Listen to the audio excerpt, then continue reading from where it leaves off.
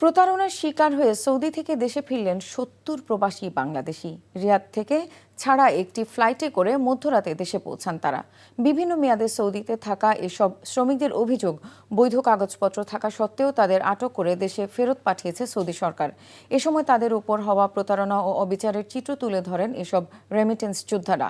বলেন, দেশ থেকে যেসব আশ্বাস দিয়ে সে দেশে নেওয়া হয়েছিল তার কিছুই বাস্তবায়ন হয়নি।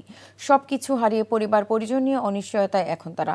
সৌদিতে অবস্থিত বাংলাদেশি দূতাবাসের অসহযোগিতার অভিযোগ তাদের। দাবি জানান, তাদের সাথে ঘটা এই প্রতারণার সরকার যেন তাদের ক্ষতিপূরণের ব্যবস্থা করে।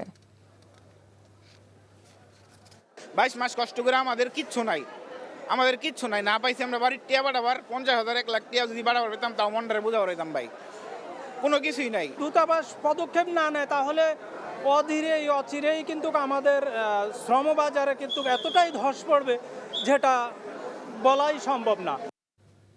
বান্ডেল থাকলে প্রতি সেনমানিতে টাকা বাঁচবে। বিকাশ সেনমানি বান্ডেল কিনে জিতুন প্রতি লেনদেনে।